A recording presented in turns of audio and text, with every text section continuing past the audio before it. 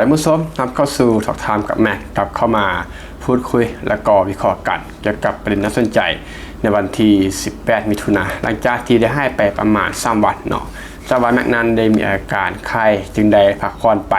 วันนี้ก็กลับมาแล้วท่านผู้ชมกลับมาพูดคุยกันเกี่ยวกับเรื่องของการอัปเดตล่าสุดเนาะก็คือมอเตอร์เวย์ M6 บางปะอิน5โคราชซึ่งว่าปัจจุบันก็ใกล้เสร็จสมบูรณ์ท่านผู้ชมแล้วก็จะมีการเปิดให้ใส่ฟรีทางซ้ายในปลายปีนี้ก็คือในช่วงปีใหม่พที่ว่าเดินทางกลับบ้านหรือเดินทางไปเที่ยวต่างจังหวัดผ่านมอเตอร์เวย์เส้นนี้เนาะก็จะได้ใส่ฟรีท่านผู้ชมก่อนที่จะมีการเก็บค่าผ่านทางในปี2570หรือว่าปี2007ที่ว่ากำลังจะมาถึงท่านผู้ชมแล้วก็จะไปพูดคุยกันเกี่ยวกับประเด็นที่น่าสนใจวิเคราะห์กันหรือว่ารายละเอียดเกี่ยวกับมอเตอร์เวย์ M6 ทำมาเบิ่งความสวยงามของมอเตอร์เวย์สายนี้ท่านผู้ชมนั่นแหละแม็กเลื่อนมานี่แม็กนึกว่า AI เนาะคือมันสวยงามจริงๆพาร์ทนี้ก็คือสวยงามปานกับว่า AI ท่านผู้ชมซึ่งขั้นต่ำเนาะก็เป็น6เลนแล้วก็ตามมาตรฐานของไทยแยกกันชัดเจนระหว่างค่าไปแล้วก็ค่ากลับจะบ่ได้เอามาส่วนเลนกันเนาะฉะนั้นมันจึงมีความปลอดภัยในการขับขี่ด้วยความแรงสู้มันบ่เพราะมันแยกกันค่าไปแล้วก็ค่ากลับต่างหากเนี่ยเป็น2ฝั่งละ3เลนรวมเป็น6ท่านผู้ชมขั้นต่ำของมอเตอร์เวย์เส้นนี้ก็ประมาณนี้เนาะก็คือ6เลนทางค่าไปแล้วก็ค่ากลับแล้วก็จะมีบางช่วงที่เป็น8เลนหรือว่าหลายกว่านั้นท่านผู้ชมนั่นแหละฝั่งละ3เลนเนาะก็สุดๆก็คือขับขี่ได้ตามสะดวกสบายเนาะอยากแซงก็แซงไปเพราะมันมีเลนให้แซงท่านผู้ชมเพราะว่าการที่ขับขี่ในมอเตอร์เวย์นี่ก็ใส่เหนือสุดอยู่แล้วมันบ่นั่นเฮาจริงบ่แปลกแหละเพราะคนไทยเนาะมักเว้าอันนี้สาวไทยหลายท่านเนาะหรือว่าพี่ๆ FC มาคอมเมนต์แม็กว่านั่นแหละบ่ได้จำเป็นที่จะมีรถไฟเรือสูงปานนั้นเนาะก็คือมีมันก็ดีนั่นแหละเนาะแต่ว่าถ้าว่าต้องการห้วย5บ่กับบ่ถึงขนาดนั้นเนาะมีก็ได้บ่มีก็ได้ก็คือค่อยๆสร้างไปสร้างสำเร็จมื้อใดก็ใช้งานท่านผู้ชมเพราะปัจจุบันนี้ไทยก็เดินทางนี่แทบจะโคตรสะดวกสบายเนาะเฮาตัดเรื่องของสายการบินออกสายการบินก็มีไล่ไฟให้บริการในสนามบินบ่เฮาเว้าถึงการเดินทางทางบกท่านผู้ชมทุกบ้านทุกหลังคาเรือนแทบจะมีรถยนต์ส่วนตัวแม่นบ่นั่นแหละจึงมีการสร้างมอเตอร์เวย์ขึ้นมาแทบจะบ่หยุดบ่หย่อนในแต่ละมื้อแต่ละวันขยายแล้วสร้างอีกสร้างแล้วสร้างอีกท่านผู้ชมสำหรับมอเตอร์เวย์เนื่องจากว่าเล็งเห็นความสำคัญเนาะของการเดินทางในไทยเพราะว่าสายรถยนต์เป็นส่วนใหญ่แม่นบ่แล้วก็มอเตอร์เวย์ก็คือตัวสบายหลายเหยียบแบบมิดใหม่ได้เลยท่านผู้ชมก็คือเร่งด้วยความเร็วสูงไม่ว่าจะเดินทางกลับบ้านหรือว่าไปเที่ยวในช่วงวันหยุดหรือว่าในช่วงปีใหม่ต่างๆท่านผู้ชมสำคัญก็คือมีสติเนาะเพราะว่าทางคือสบายเกินไปแม่นบ่ต้องใช้สติเพราะว่าเนื่องจากว่ามันบ่ได้ลบบ่ได้ลีกหยังเนาะก็คือมันขับเคลื่อนแบบต่อเนื่องแล้วก็เอาเรื่อยๆฉะนั้นต้องมีสติบ่ให้มีอาการที่ว่าเอิ้นว่าหลับในท่านผู้ชมก็คือระวังเพียงแต่เรื่องนี้เนาะแล้วก็นอกนั้นก็เพียงแต่ขับตามมาตรฐานทั่วไปก็สบายแล้วก็ปลอดภัยสำหรับมอเตอร์เวย์ของไทยท่านผู้ชมก็คือสุดยอดในเรื่องของการเดินทางเป็นเส้นเลือดที่ว่าเชื่อมกันแทบจะทุกภูมิภาคท่านผู้ชมก็คือสวยงามจริงๆสำหรับมอเตอร์เวย์ของไทยเส้นนี้แล้วก็อีกหลายๆเส้นได้ไปพูดคุยกันเกี่ยวกับประเด็นของมอเตอร์เวย์ M6 มาเริ่มกันที่ภาพรวมของโครงการเนาะก็คือ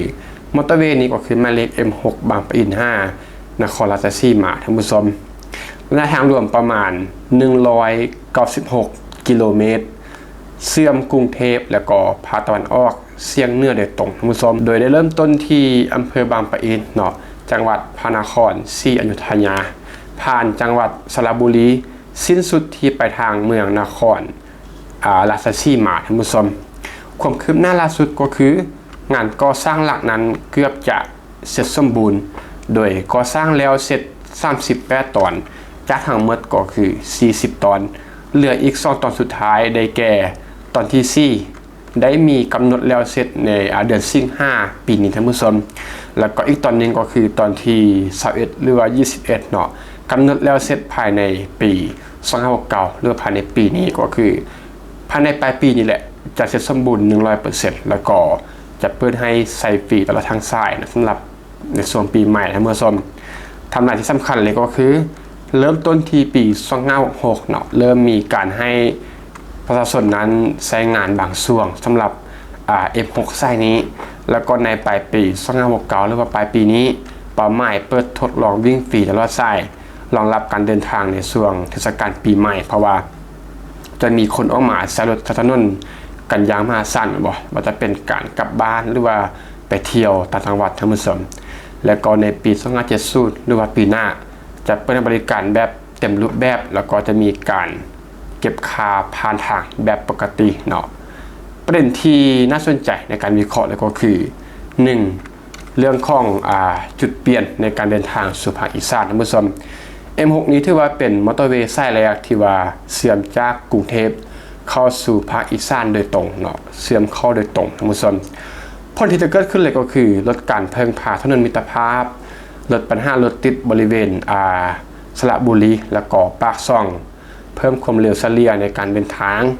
เพิ่มความปลอดภัยจากการแยกจราจรในทางไกล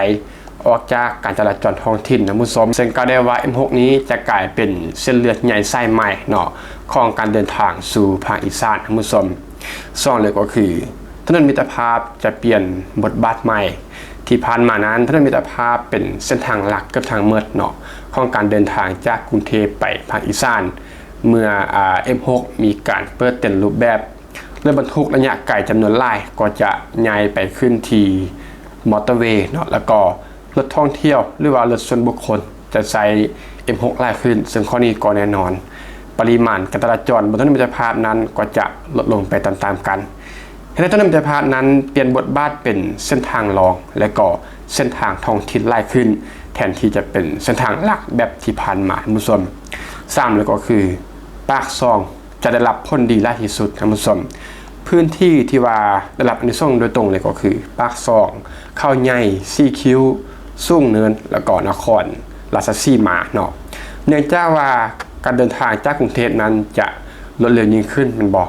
ผลที่คาดว่าจะเกิดขึ้นเลยก็คือนักท่องเที่ยวเพิ่มขึ้นเนื่องจากว่าตามมาหรือว่า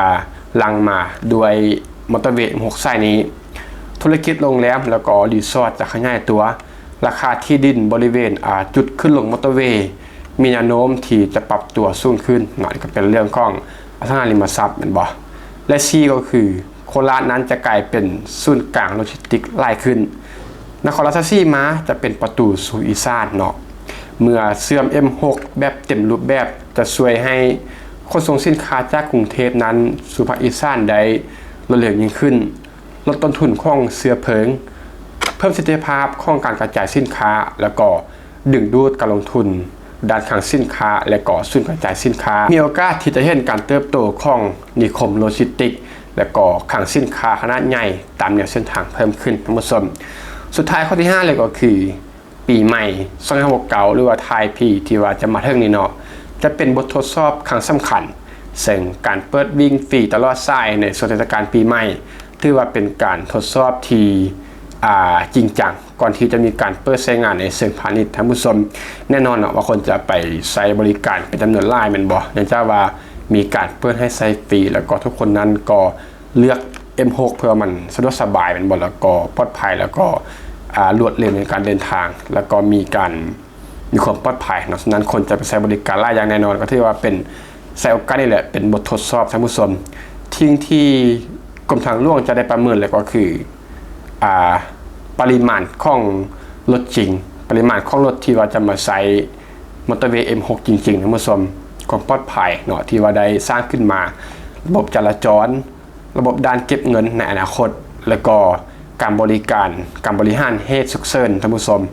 หากว่าผ่านบททดสอบนี้ไปได้ดีเนาะจะช่วยให้การเปิดบริการเต็มรูปแบบในปี2570หรือว่าในปี2027ที่ว่าจะมาถึงนี้เป็นไปได้อย่างราบรื่นท่านผู้ชมบทสรุปเลยก็คือปัจจุบันเนาะ M6 บางปะอิน5นครราชสีมากำลังเข้าสู่ช่วงสุดท้ายของการก่อสร้างโดยเหลือเพียงแต่2ตอนจากทั้งหมดก็คือ40ตอนท่านผู้ชมหากว่าเป็นไปตามแผนประชาชนจะได้ทดลองวิ่งฟรีตลอดสายในช่วงเทศกาลปีใหม่ของปีนี้ก่อนที่จะมีการเปิดให้ใช้งานในเชิงพาณิชย์หรือว่าเก็บค่าบริการเก็บค่าผ่านทางปกติเนาะในปีหน้าท่านผู้ชมซึ่งโครงการนี้บ่ได้เป็นเพียงแต่ มอเตอร์เวย์สายใหม่แต่ว่าเป็นการยกระดับโครงข่ายคมนาคมของประเทศไทยเชื่อมกรุงเทพระหว่างกรุงเทพกับอีสานให้รวดเร็วยิ่งขึ้นปลอดภัยแล้วก็มีประสิทธิภาพหลายขึ้นพร้อมสร้างผลกระทบเชิงบวกต่อกับเศรษฐกิจการท่องเที่ยวและโลจิสติกของภูมิภาคระยะยาวทั้งหมดก็ประมาณสำหรับเรื่องราวของมอเตอร์เวย์ M6 ณปัจจุบันก็ใกล้จะสำเร็จแล้วแล้วก็ในท้ายปีในส่วนปีใหม่ที่ว่าจะมีการเปิดให้ใช้ฟรีตลอดสายสำหรับมอเตอร์เวย์ M6 ซึ่งเชื่อว่าประชาชนชาวไทยว่าจะเป็นการกลับบ้านหรือว่าไปเที่ยวได้มีการไปใช้กันอย่างลงรายแน่นอนทั้งหมดถ้าท่านใดที่ได้ไปทดลองใช้หรือว่าได้ไปวิ่งบน M6 อยู่ได้แล้วก็ลองเข้ามาคอมเมนต์เพื่อแลกเปลี่ยนแล้วก็พูดคุยกันสำหรับท่านใดที่ฟังมาจุดนี้ก็ต้องขอขอบใจพบกันใหม่ใน EP ต่อไป